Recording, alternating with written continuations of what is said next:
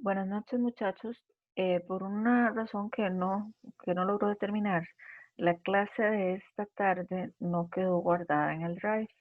Por esta razón, estoy grabando este nuevo video, especialmente para las personas que no pudieron conectarse en la tarde. Ok, así las cosas.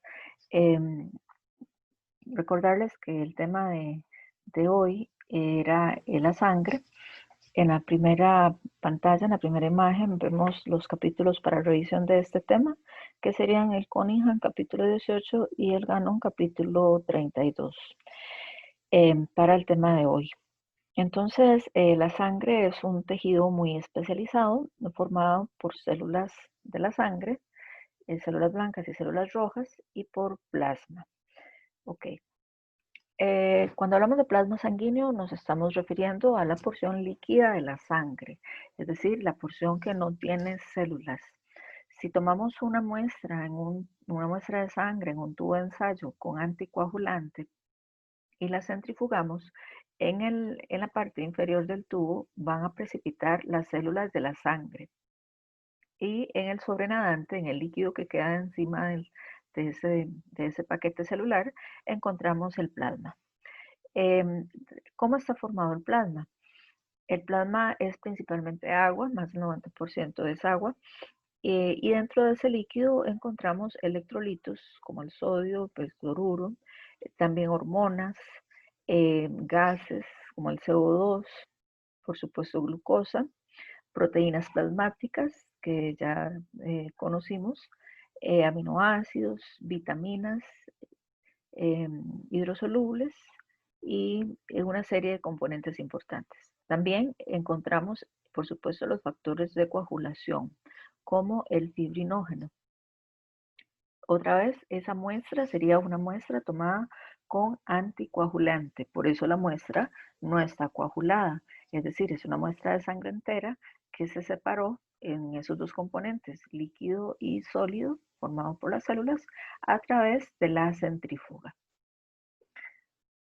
Acá tenemos un esquema donde nos está ilustrando que en la parte inferior están acumuladas las células de la sangre, células rojas, células blancas y plaquetas, y en el sobrenadante o en el líquido que está sobre las células vamos a encontrar todos estos factores que mencionamos: hormonas, electrolitos, proteínas, diferentes nutrientes y también productos de desecho que están acumulados en la sangre.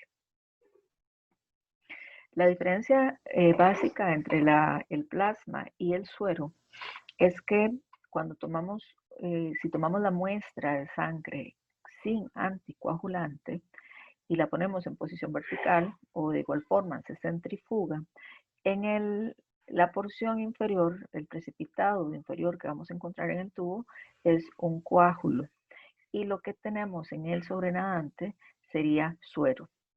¿Cuál es la diferencia?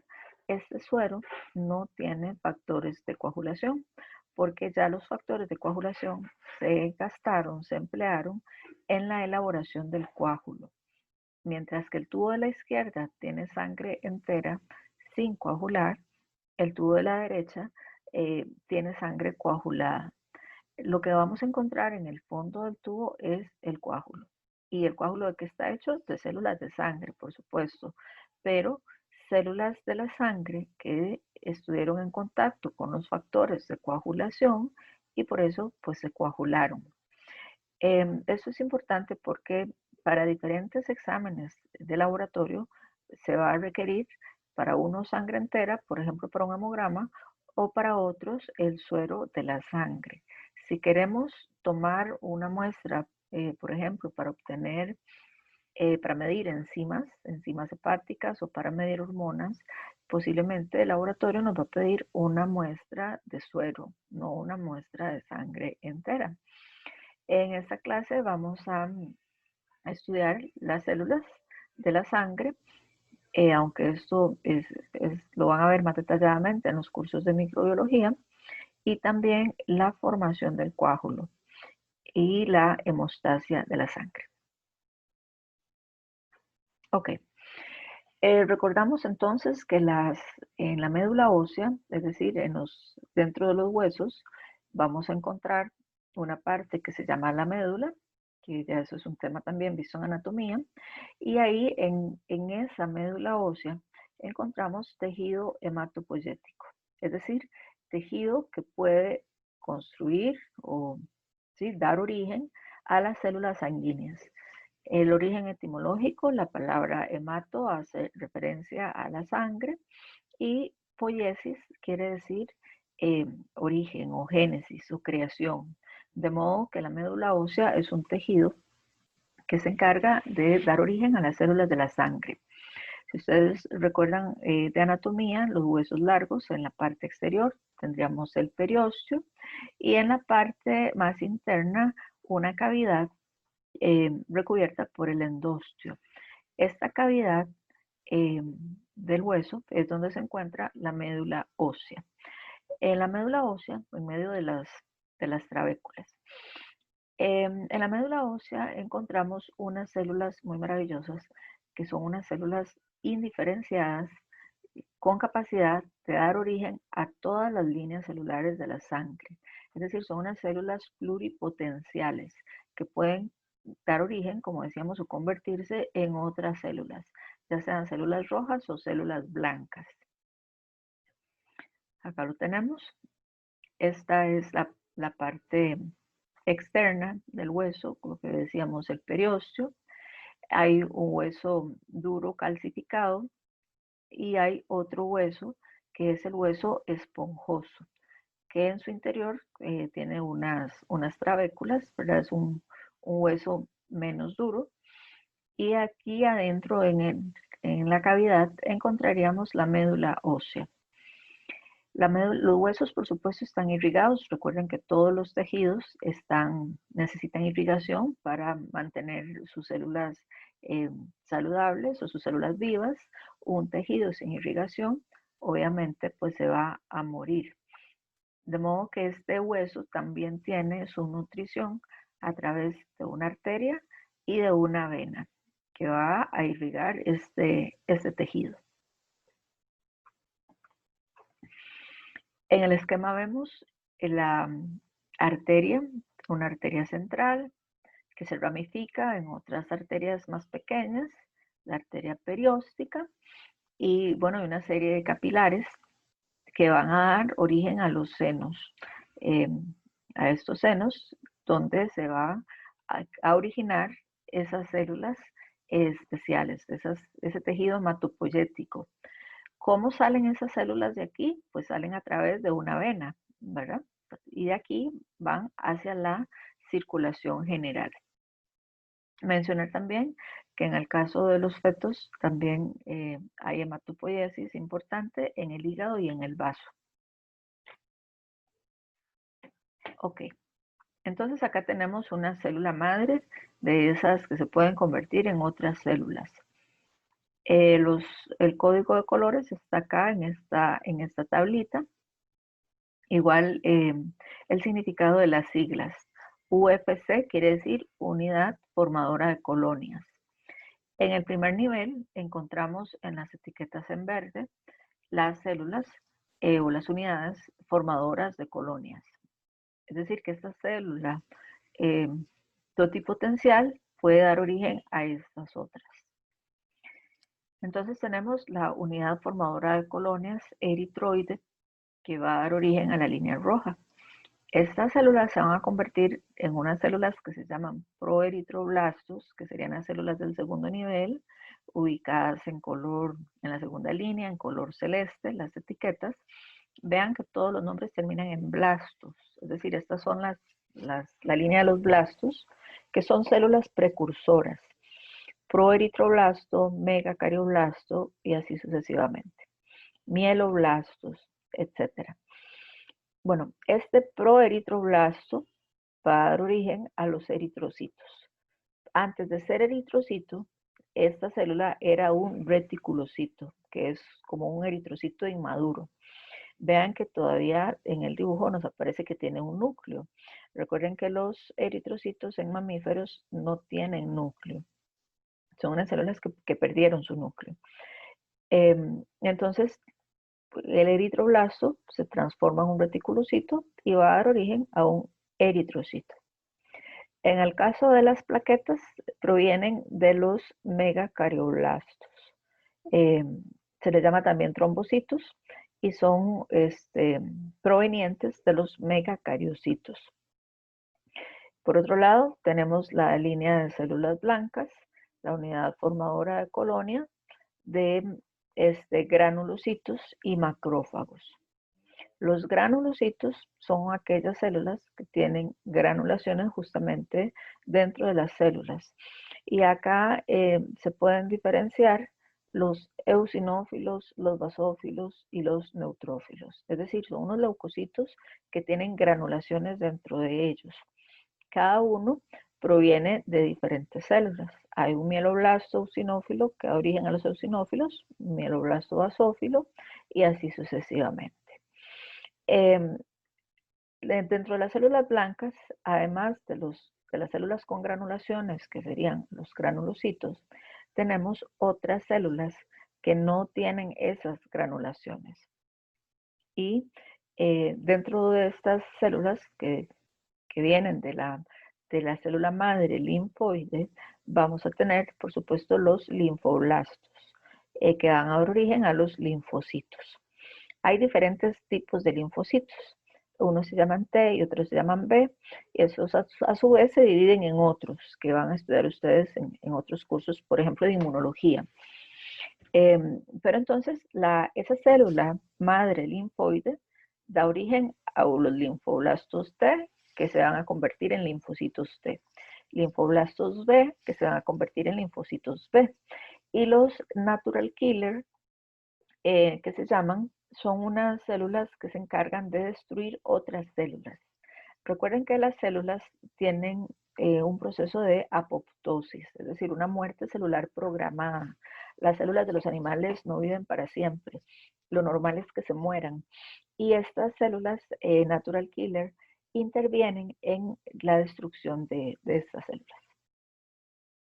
Nos falta mencionar los monoblastos, que van a dar origen a los monocitos y que están relacionados con los macrófagos. Vamos a ver dentro de un rato. Los macrófagos que se encargan de fagocitar partículas extrañas, no partículas nocivas. Pueden ser bacterias, pueden ser partículas virales, etc.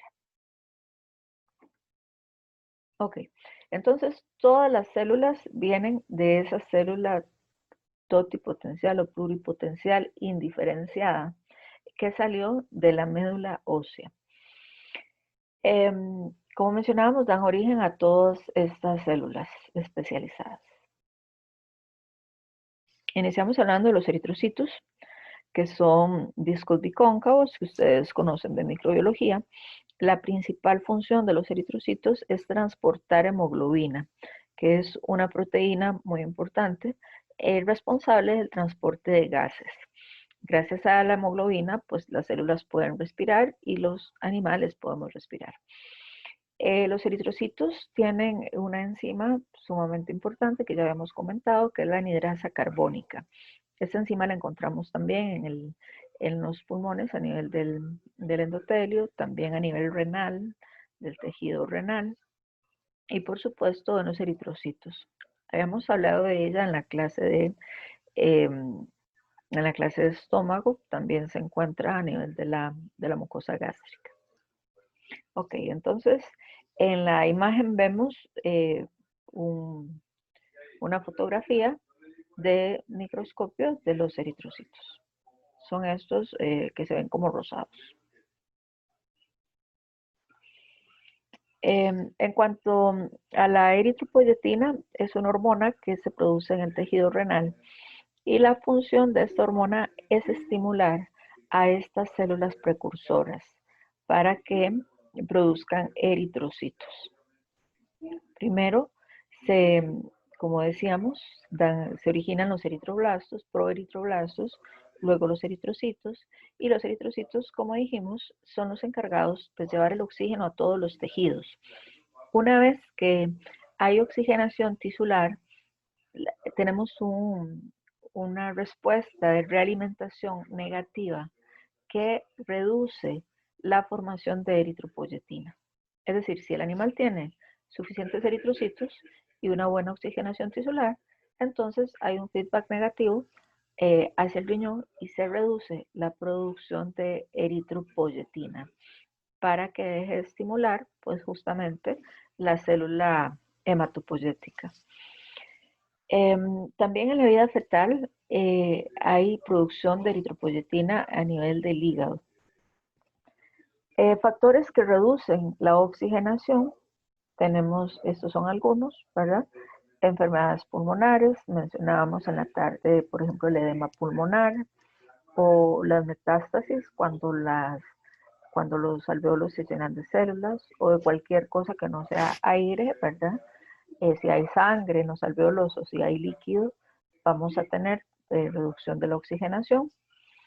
También si el paciente tiene una cantidad reducida de hemoglobina o si tiene una cantidad reducida de eritrocitos o una cantidad reducida de sangre, por ejemplo, en una hemorragia o en un estado de deshidratación, el paciente puede perder volumen sanguíneo. Todos esos factores van a afectar la oxigenación tisular. Y si esto ocurre, entonces se estimula la producción de eritropoyetina para que estimule a la célula precursora para que haya más eritrocitos. Sería una reacción homeostática para compensar ese factor que está, o para compensar esa condición de poca oxigenación. Bueno, ¿cómo se transporta el oxígeno en la sangre? Básicamente hay dos formas de transporte. Una sería cuando el gas está disuelto en el plasma y la otra cuando el oxígeno está fijado en la molécula de hemoglobina, que es la principal forma de transporte. La hemoglobina es una metaloproteína formada por una molécula de hierro más 2, y 4 moléculas de proteína. Es decir, es una proteína tetramérica. Tiene 2 subunidades proteicas alfa y 2 subunidades beta. Cada una de estas subunidades tiene un grupo hemo. Y en ese grupo hemo, que es donde se encuentra el hierro, se puede fijar una molécula de oxígeno. Es decir, que por cada molécula de hemoglobina, como tiene 4 subunidades, 2 alfa y 2 beta, se pueden fijar 4 moléculas de hemoglobina. Cuando la hemoglobina está unida a las 4 moléculas de oxígeno que puede fijar, se llama oxihemoglobina. Acá lo tenemos. Si esta es la hemoglobina sin oxígeno, le agregamos 4 moléculas de oxígeno, se convierte en una molécula de oxihemoglobina. En este caso es una molécula saturada, porque todos los sitios que tiene disponibles para que se fije el oxígeno están ocupados. Es decir, por cada molécula de hemoglobina hay 4 grupos hemo que se pueden combinar con 4 moléculas de oxígeno. Esta molécula está totalmente saturada. Cuando la molécula de hemoglobina está saturada de oxígeno, se dice que tiene una condición, una estructura relajada. Puede tener, desde el punto de vista químico, una configuración relajada o una configuración tensa. Cuando está cargada de oxígeno, cuando está saturada, se llama una configuración relajada. Eso quiere decir que los enlaces químicos entre la molécula de hemoglobina y las moléculas de oxígeno no son tan fuertes como se encuentra la hemoglobina en su configuración tensa. Entonces, por eso se le dice relajada, porque los enlaces son menos fuertes. Cuando esto ocurre, cuando el oxígeno se une a los sitios posibles en la molécula de hemoglobina, se libera una molécula de hidrogenión, es decir, un protón de hidrógeno es liberado. Y este hidrógeno va a contribuir al pH de la sangre, Recuerden que el pH normal en sangre es de 7.4. Cuando ese pH es normal, es adecuado, cuando hay este poquito de acidez que propicia es la liberación de estos protones, entonces se favorece la liberación del oxígeno. Mira, como es baja el pH por la liberación de este protón, recuerden que estamos hablando de una molécula de hemoglobina, pero un eritrocito tiene muchas moléculas de hemoglobina y por supuesto en la sangre hay millones de eritrocitos. Entonces, imagínense que cada molécula de estas va a afectar el pH de la sangre. Cuando esto ocurre, se favorece la liberación del oxígeno. Es decir, ese oxígeno que está unido fuertemente a la molécula de hemoglobina puede ser liberado, porque está en su condición relajada, puede ser liberado al plasma. Y entonces ese oxígeno pasaría a ser oxígeno disuelto en plasma. Acá tenemos una curva de formación de la oxihemoglobina.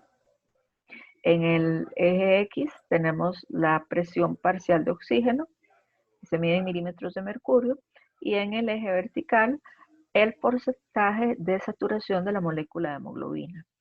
Esta gráfica lo que nos ilustra es que a mayores presiones de oxígeno, mayor saturación, de la molécula de hemoglobina.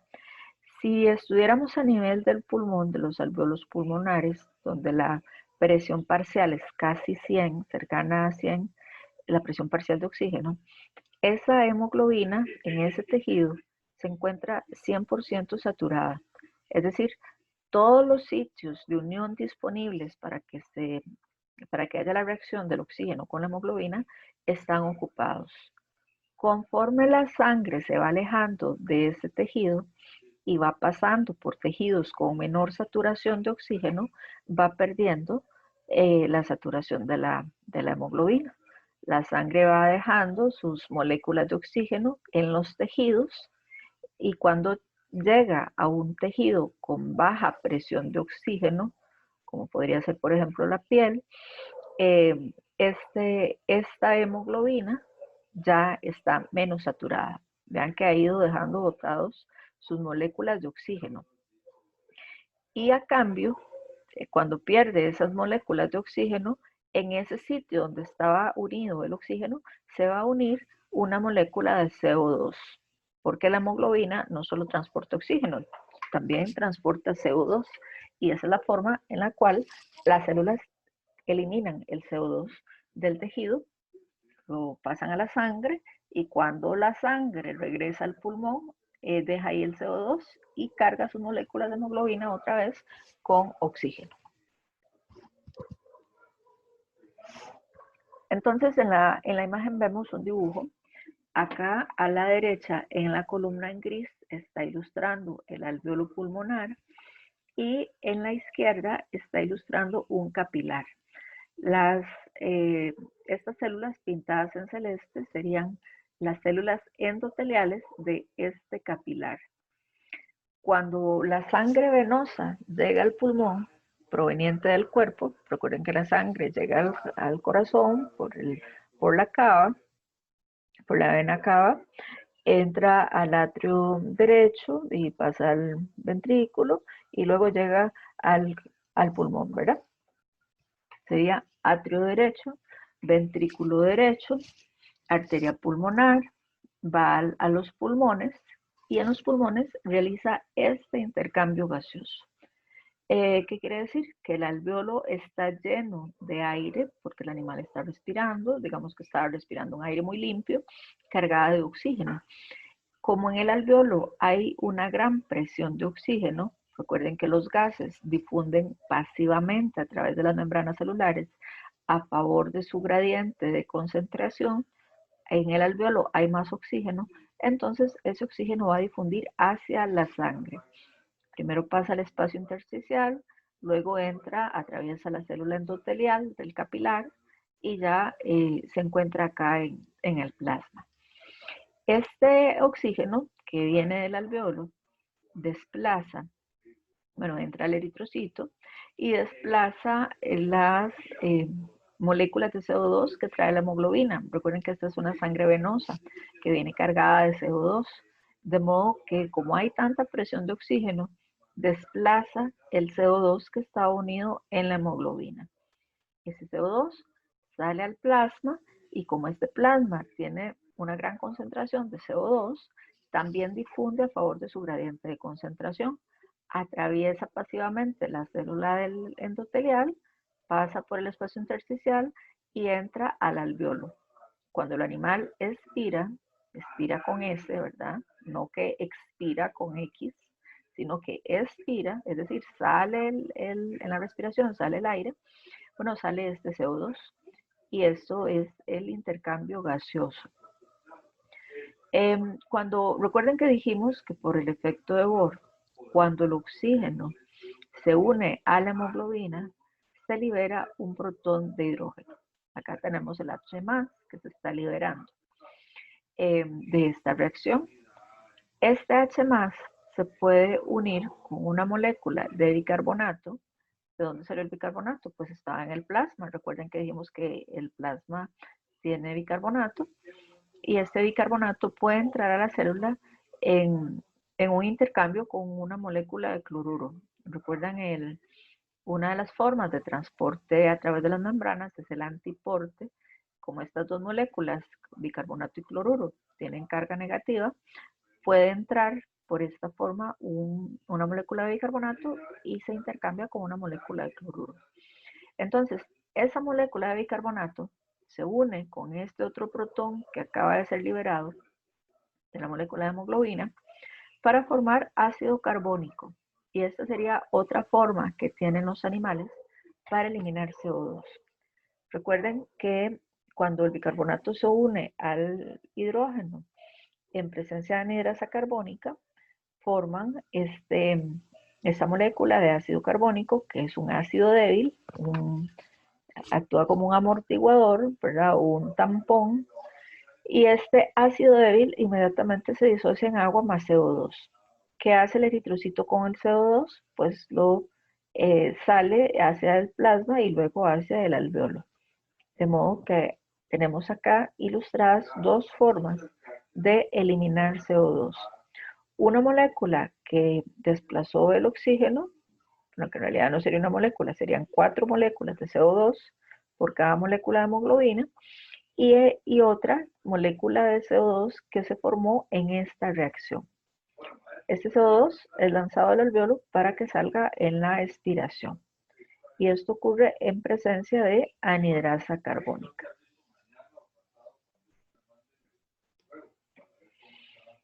En este caso, en la imagen, tenemos un dibujo parecido, pero está ilustrando a la izquierda un tejido, o el que ustedes quieran, estas serían unas células, y un capilar sanguíneo. Ya no tenemos el pulmón acá. El proceso anterior era en el alveolo pulmonar, este lo tenemos en los tejidos. De modo que recuerden que las células animales producen CO2 como producto de su metabolismo. Del metabolismo celular se produce CO2. ¿Cómo se deshace la célula de ese CO2? Bueno, también por transporte pasivo, el CO2 pasa o sale de la célula, hay un transporte a favor de su gradiente de concentración, primero pasa al espacio intersticial, luego atraviesa el capilar y ya se incorpora a la sangre. Ese CO2, dentro del eritrocito tenemos la misma reacción, se une con el agua para formar ácido carbónico que inmediatamente se disocia en H+, más bicarbonato. ¿Ok? Este CO2 desplaza en la hemoglobina porque el CO2 tiene más afinidad química por la hemoglobina que el oxígeno.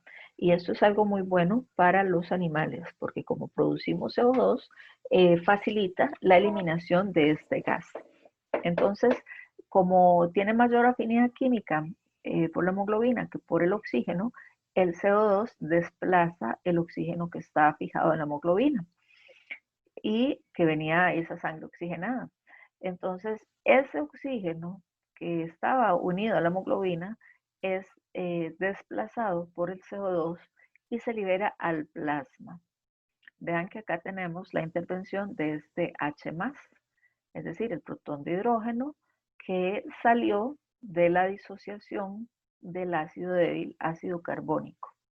Entonces, por eso, según el efecto de Bohr, la reacción de Bohr, cuando tenemos la presencia de este protón y hidrógeno, esto facilita la liberación del oxígeno de la hemoglobina.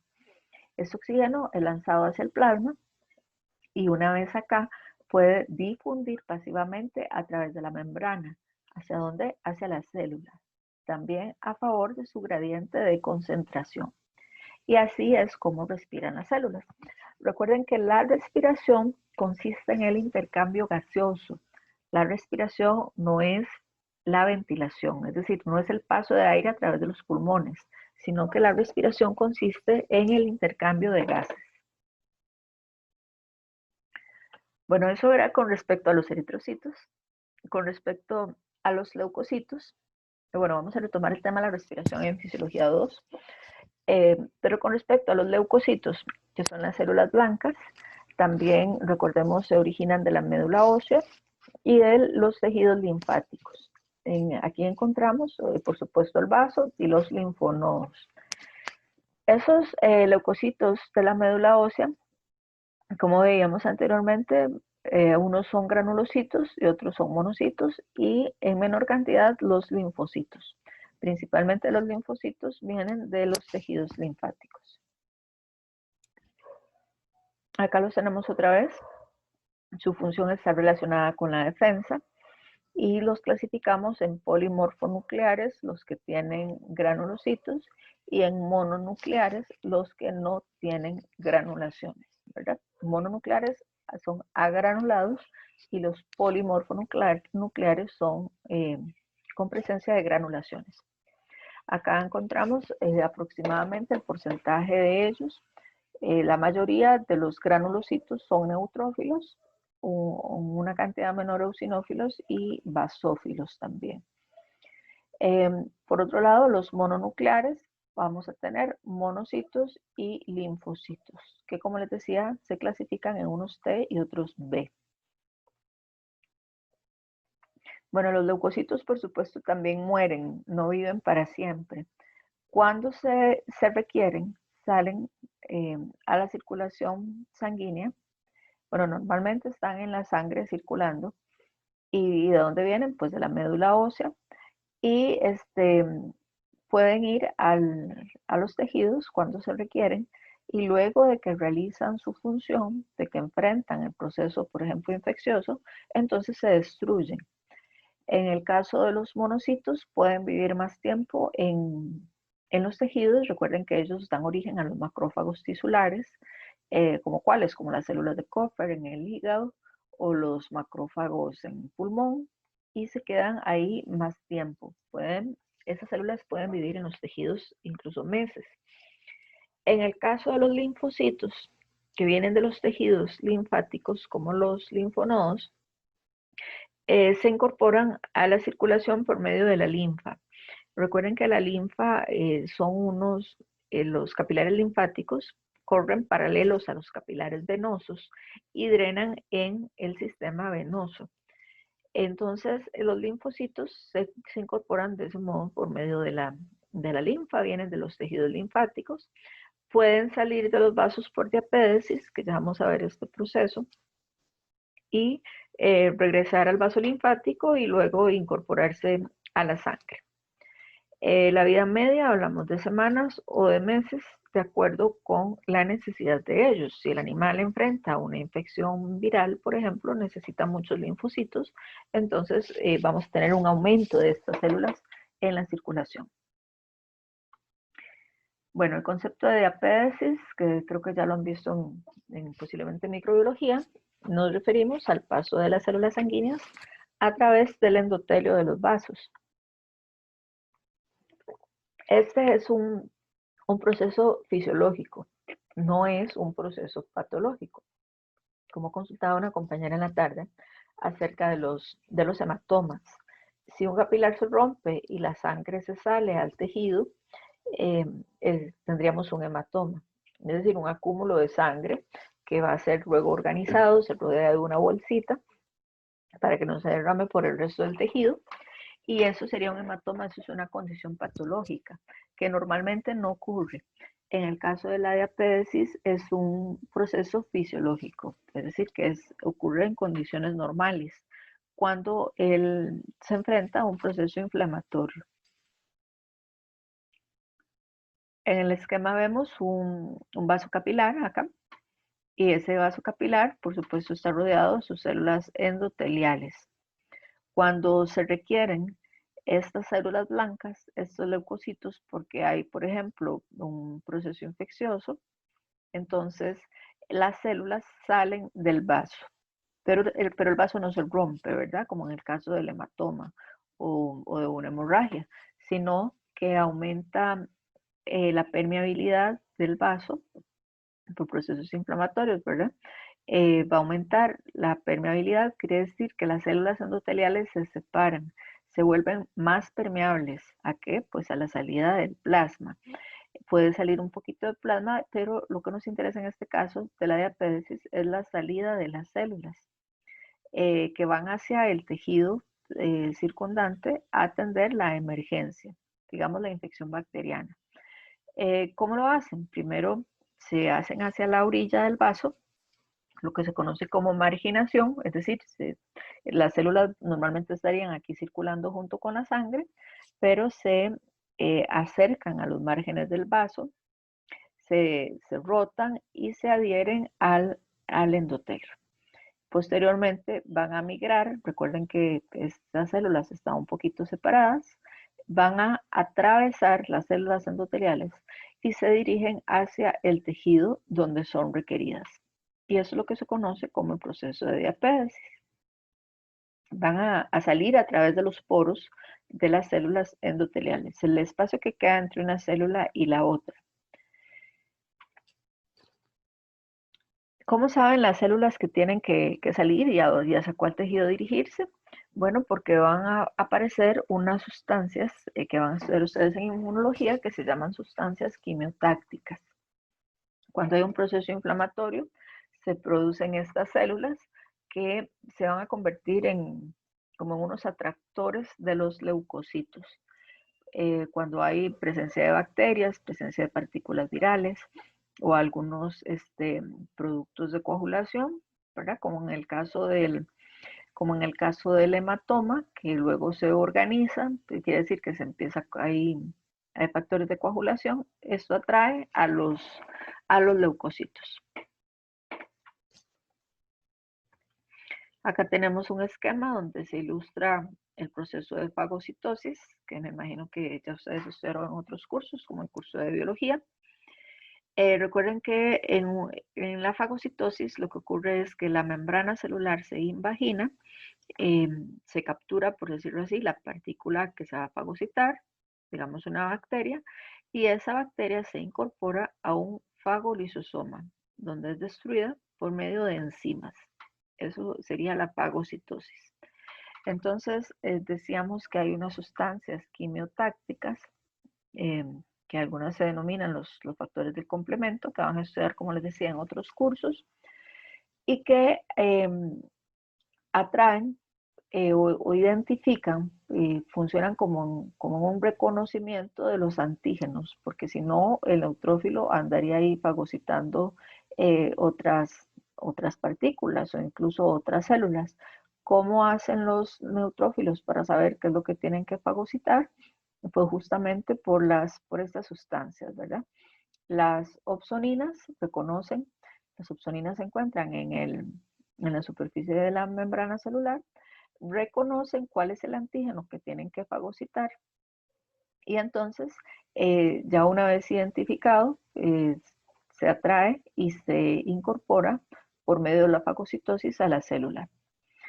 Se habla de que en promedio un neutrófilo podría fagocitar o destruir de 5 a 20 bacterias antes de morirse, antes de sufrir el proceso de apoptosis.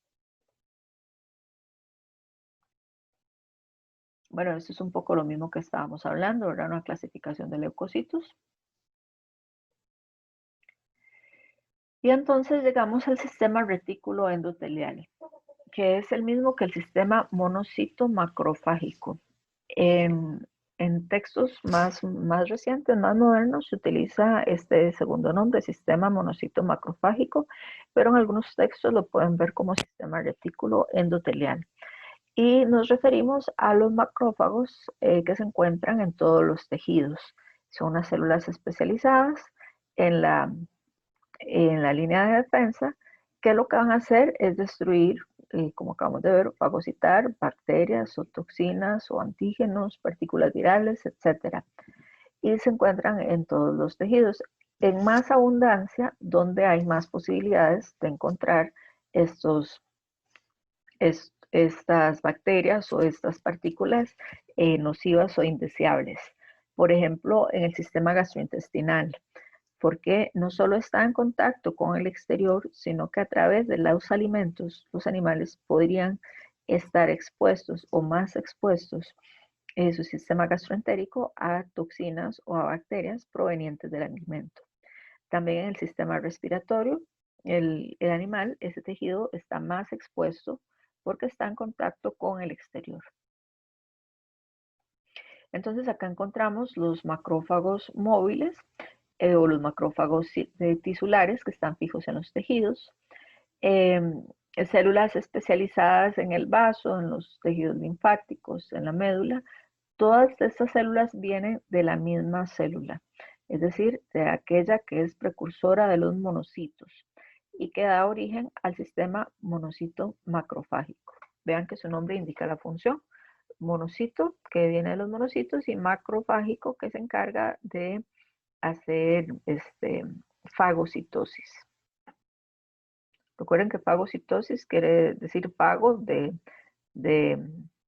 alimentación y cito de célula, ¿verdad? Entonces, estas células lo que hacen es fagocitar, como que si la célula se comiera esa partícula extraña. En la imagen vemos una fotografía de un alveolo pulmonar. Lo que mencionábamos, los espacios alveolares, no hay nada, no hay un tejido, lo que hay normalmente es aire. Si este espacio alveolar estuviera lleno de cualquier tejido, cualquier otra cosa que no sea aire, es patológico. Si aquí hay líquido o sangre, por ejemplo, o otros gases o células, en el caso de una metástasis, eso es una condición patológica. En condiciones normales, lo que hay es un espacio con aire y los alveolos están compuestos por una capa de células epiteliales, que son estas células alveolares, y acá en medio encontramos los macrófagos. Si una partícula nociva, digamos una partícula viral, logró atravesar todas las líneas de defensa anteriores, empezarían en las fosas nasales y la cavidad oral, posteriormente pasa a la tráquea, bronquios, bronquiolos, etc. En todas esas vías hay líneas de defensa, o hay cilios, o hay células productoras de muco, por ejemplo, que también hay neuronas que responden a estímulos mecánicos que nos hacen toser, por ejemplo, cuando estamos en contacto con un alergeno. Y hay una serie de medidas de respuesta para proteger el sistema respiratorio. Posiblemente el animal primero estornuda o puede toser o expectorar ante una partícula, pero si esa partícula logró atravesar todas las barreras de defensa y llega hasta los alveolos, aún en los alveolos tenemos los macrófagos alveolares que se encargan de fagocitar esa partícula nociva. Y gracias a este sistema de defensa es que estamos vivos, ¿verdad? Porque claramente los animales vivimos en un mundo sumamente contaminado con una gran cantidad de desafíos al sistema inmunológico. Pero si lograron atravesar esas partículas, todavía nos quedan los macrófagos en esta línea de defensa. Otro ejemplo de estas células serían las células de Kupffer, que ya habíamos visto en tejido hepático. Se encuentran en los sinusoides hepáticos y se encargan de fagocitar, por ejemplo, bacterias que vengan con la sangre portal. Recuerden que la sangre portal viene del sistema gastroentérico, otra vez expuesto a muchos patógenos. Si viene esta célula con, por ejemplo, con bacterias, con partículas nocivas, pueden ser fagocitadas por las células de Kupffer que se encuentran fijos en estos capilares sinusoidales.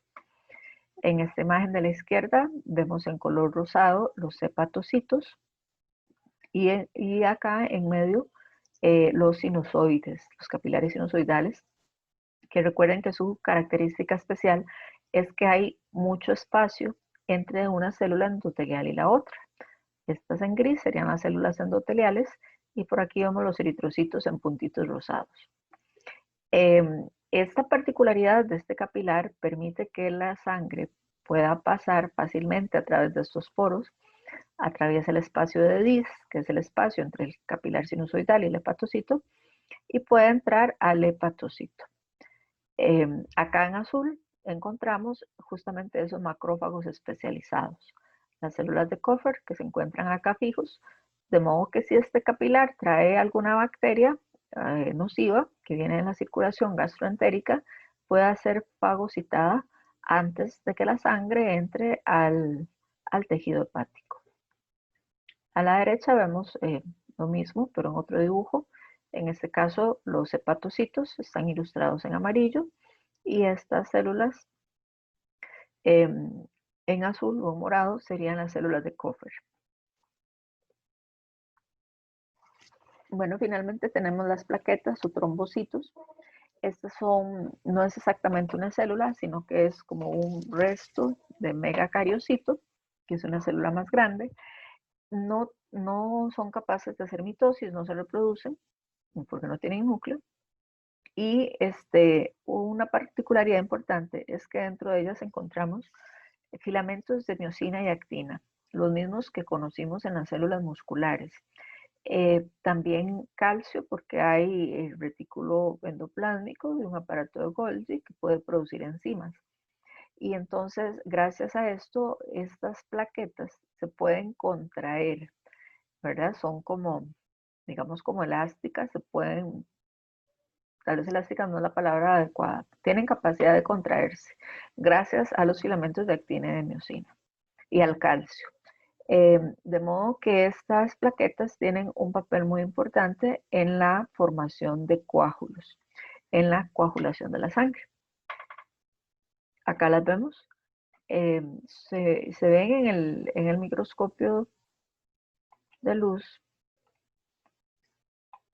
como unos puntitos rosados más pequeños que los eritrocitos, ¿verdad? Los eritrocitos serían estas células redondas, las células rojas. Acá en morado vemos unos neutrófilos. Recuerden que esto es una tinción hematoxilina-eosina y por eso se ve así como rosada y azul. Y estos otros puntillos más pequeños serían las plaquetas.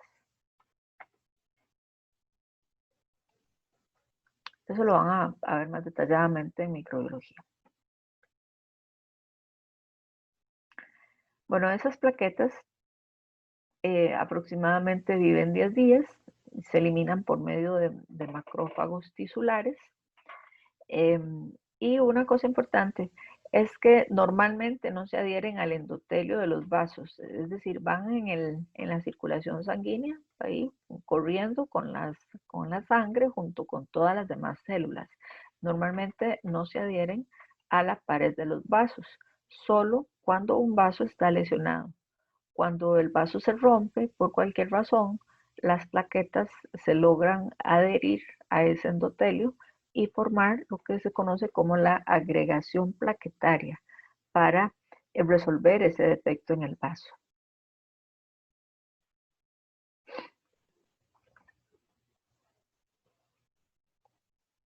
De modo que llegamos al tema de la hemostasia. Como su nombre lo indica, hemo quiere decir sangre, éstasis, que está detenida, ahí la sangre. Y la hemostasia la podemos clasificar en hemostasia primaria y en hemostasia secundaria. La hemostasia primaria nos referimos a la agregación de las plaquetas y la hemostasia secundaria a los procesos de coagulación. Primero ocurre la agregación de las plaquetas. Entonces vamos a hablar de las relaciones entre los componentes de la sangre y la pared del vaso. Cuando un vaso se rompe, como decíamos, ¿Para qué ocurre esto? Pues obviamente para que la sangre no se salga, para que el animal no pierda la sangre. Normalmente la sangre está en el lecho vascular, es decir, otra vez la circulación es un sistema cerrado normalmente. Es patológico si el sistema se rompe en cualquier punto. Cuando esto ocurre, cuando un vaso se rompe, tenemos estos mecanismos para resolverlo, de mecanismos hemostásicos.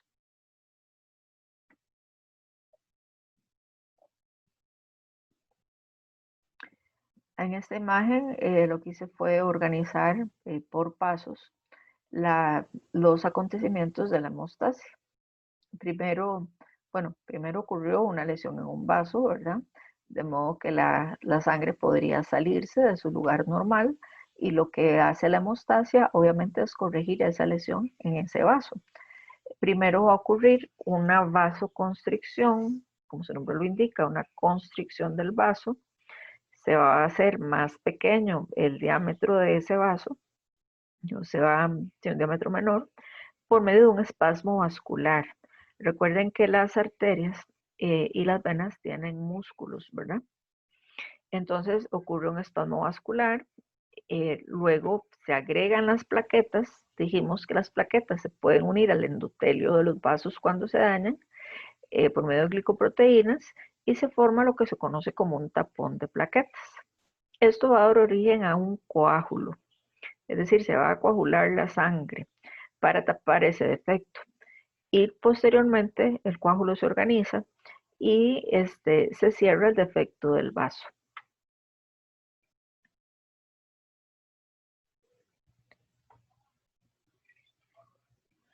Nada más para recordarles la anatomía de las venas y las arterias.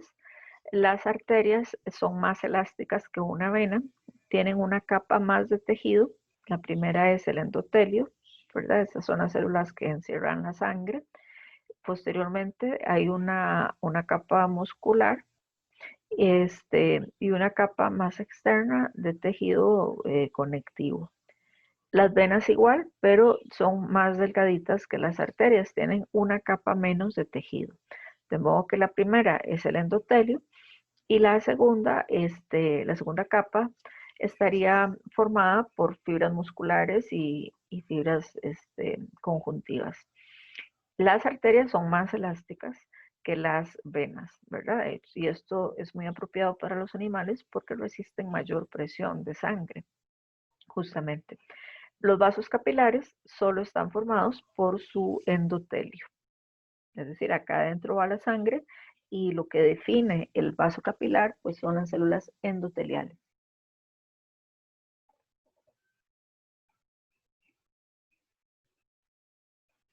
En la tarde que llegamos hasta acá, entonces vamos a dejar este video hasta acá, hasta las arterias y las venas, y seguiríamos en la clase del lunes.